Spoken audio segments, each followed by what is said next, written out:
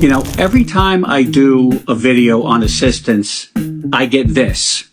So I'm going to break it down for you because the percentages are very deceiving. I rounded up. 40% of African Americans get assistance. There's approximately 40 million plus African Americans in this country. That adds up to 16 million African Americans get assistance. And I rounded up to 39% of whites that get assistance. There's 196,800,000 whites that get assistance. That adds up to 76,752,000 white people that get some kind of federal assistance. When you do percentages, it's very deceiving. When you do actual numbers, you actually tell exactly who's getting the assistance. Thank you. Now I want you guys to notice something. You see that date, 7/23/21, right? Someone replied to this because those are the stats in 2021. Someone responded to that and showed the new data, the new numbers. The sister by the name Phenomenal Spirit wrote this. This information is false. As of last quarter of 2024, 44.6% of the Caucasian population receive government assistance and 26.3% of the black population receive government assistance. Now, why am I doing all this? I'm doing all this to show you how powerful propaganda is, how powerful an agenda is, how powerful controlling the narrative is, okay? Because for over 80 years, America has used their movies, Hollywood. They've used Hollywood to paint the picture of a black man as evil, as violent, as deadbeat, as absentee father, gang members, every negative thing you can think of. They have used Hollywood to paint a picture of this is what a black man is.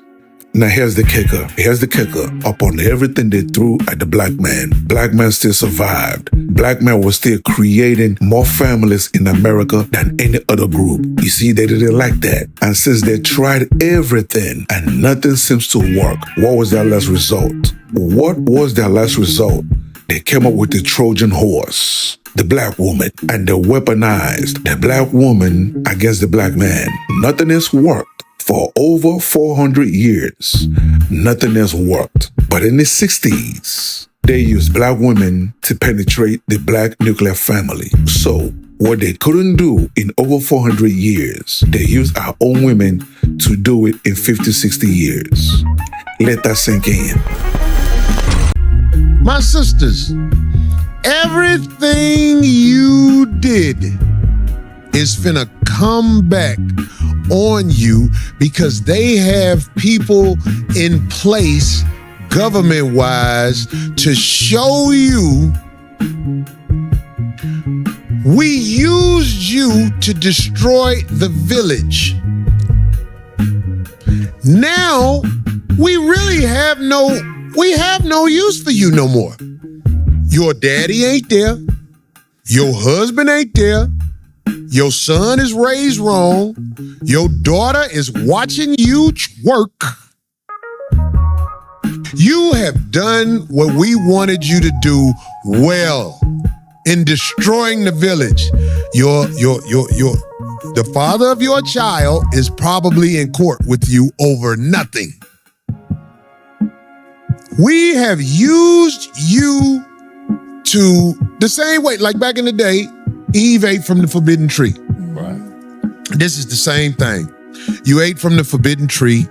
You went and used a system that destroys you to destroy your family. And now,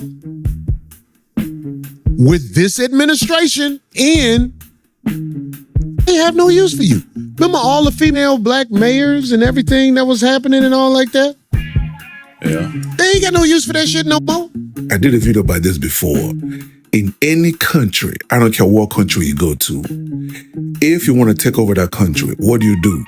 You get rid of the men. You get rid of the men. Because once you get rid of the men, who are the remainders?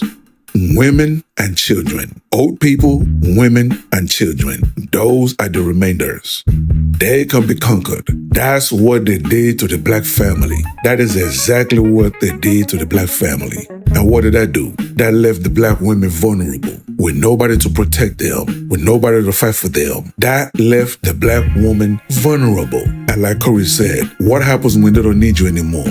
They get rid of you. And that is what they're doing right now to black women. They are getting rid of you because they don't need you anymore. You've done your job, and now, bye-bye.